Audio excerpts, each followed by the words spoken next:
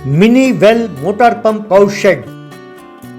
किरोल नाम के गांव में सोनू नाम का व्यक्ति भाटिया नाम के साइंटिस्ट के पास काम करता था। एक दिन भाटिया के घर बद्री नाम का गुंडा आया। क्यों भाई साइंटिस्ट, लगता है बहुत मजे कर रहे हो हाँ? लेकिन सेठ चमनलाल के पास जो पैसे तुमने उधार लिए उसे क्यों नहीं भर रहे हो हाँ? देखो चुपचाप पैसे भर दोगे तो तुम्हारे लिए और तुम्हारे सेहत के लिए अच्छा है, वरना तुम्हें अपना दुकान बंद करके यहाँ से उड़नछू हो जाना होगा। देखो भैया, एक सज्जन पुरुष से ऐसे बात नहीं करते, कोई मसला हो तो बैठकर सुलझाते हैं। देखो भैया, ये सब बातें मुझसे ना करो, पैसे दोगे तो बोलो, वरना चुपचाप वही खड़े रहो, कहकर वहां से चला गया।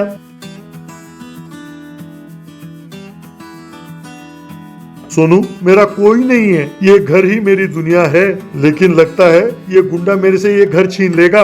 अगर ऐसा हुआ तो मैं जिंदा नहीं रहूंगा। मेरे समझ में नहीं आता कि मैं क्या करूं। सर, आप चिंता ना करें, मैं घर जाकर अपने पिताजी से पूछकर कुछ ना कुछ इंतजाम करके आऊंगा, कहकर वहां से चला गया। सोनू अपने घर गया और अपने पिताजी से साइंटिस्ट के सारी परेशानियों के बारे में बताया। ये सब सुनकर सोनू के पिताजी नायक, देखो बेटा, तुम्हारी एक बहन है जिसकी शादी करना बाकी है, ऐसे में मैं कोई मदद नहीं कर सकता। ये सुनकर दुखी होकर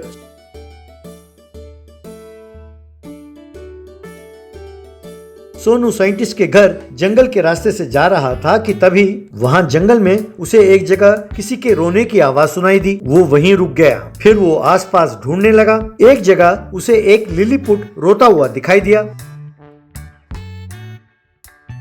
ये देखकर सोनू उसके पास गया। हाय दोस्त, तुम रो क्यों रहे हो? रो नहीं तो और क्या करूं? मैं रो रहा हूं, मेरी मर्जी। तुम मेरा दुख दूर करोगे या डांटोगे? मैं तुम्हारी मदद क्या करूं? मेरी खुद की बहुत सारी समस्याएं हैं। सॉरी दोस्त, मैं चलता हूं, कहकर जाने लगा।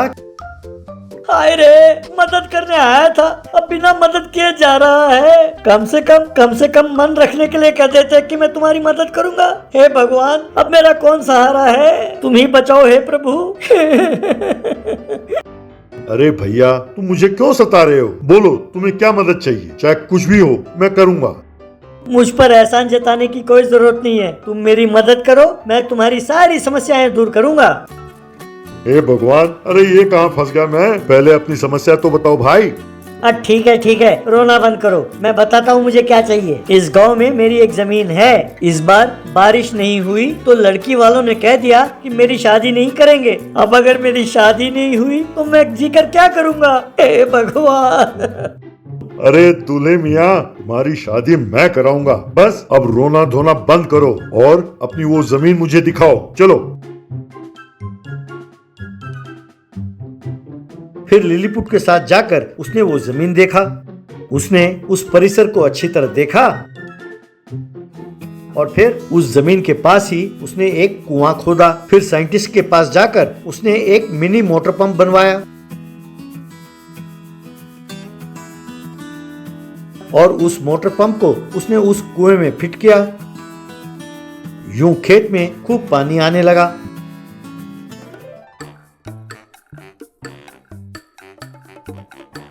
बाद में लिलीपुट वहां अपने गाय को लेकर आया।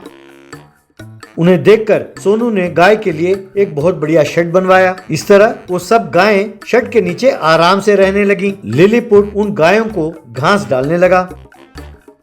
यूं कुछ ही दिनों में बहुत बढ़िया फसल उगी। इस तरह जानवरों को वहां के लोगों को अच्छा खाना मिलने लगा। ये देखकर लिलीपुट राज्य के सब लोग आए और उन्होंने सोनू की खूब प्रशंसा की। बाद में वो लिलीपुट सोनू के पास आया।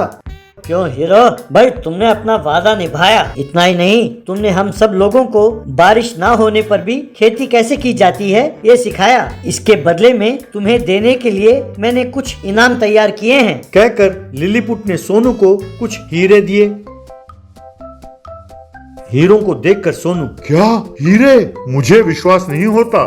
क्यों, जोर का झटका धीरे से लगा हैं? अरे तुम्हें नहीं पता कि ऐसे झटकों से मैं खुद हैरान होता हूँ। ये हीरे ले जाओ और अपने साइंटिस्ट के सारे कर्ज चुका दो और उनके प्रयोग के लिए जो भी उपकरण चाहिए वो सब खरीद कर दो उन्हें। एक और बात, अब ये ना पूछना कि ये सब मैं कैसे जानता हूँ। भले लोगों के साथ हमेशा भला ही होता है। जाओ जाओ। तब सोनू ने सब लिलीपुट को धन्यवाद कहा और वहां से चला गया। फिर चमनलाल सेठ को साइंटिस्ट के सारे कर्ज चुका दिए। फिर साइंटिस्ट भी बहुत खुशी खुशी आराम से रहने लगा।